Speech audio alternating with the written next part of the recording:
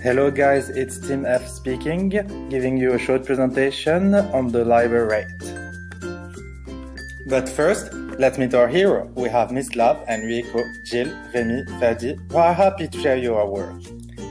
The Libor rate is defined as the rate at which an individual contributor panel bank could borrow funds where it do so by asking for and then accepting interbank offer in a reasonable market size just prior to 11 London time.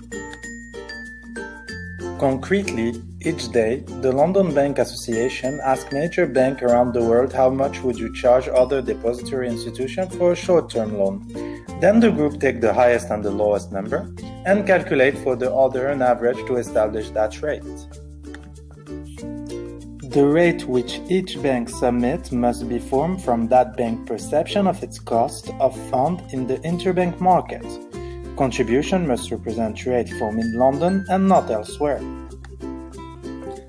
The Libor rate became the primary benchmark for short-term interest rates around the world. But how? In the 70s, Libor came into widespread use as a reference interest rate for transaction in offshore euro-dollar market. But in 1984, an increasing number of banks were trading actively new market instruments, notably interest rate swap. Since then, bankers worried that future growth could be inhibited unless a measure of uniformity was introduced. Part of this tender including the fixing of BBA interest settlement rate, which is the predecessor of BBA Libor. BBA Libor fixing did not commence officially before 1986. Nowadays, Libor is widely used as a reference rate for many financial instruments. Its rates are calculated for 5 currency and 7 borrowing periods. Many financial institutions, mortgage lender, and credit card entities set their own rate relative to it. At least 350 trillion in derivatives and other financial products are tied to Libor.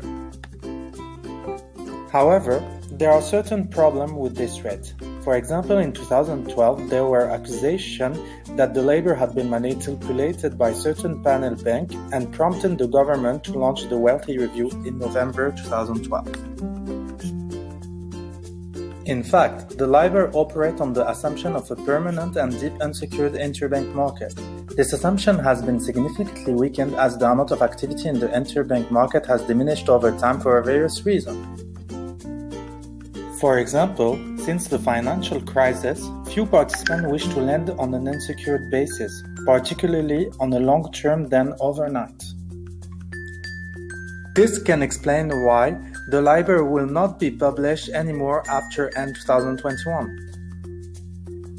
This is the end, guys.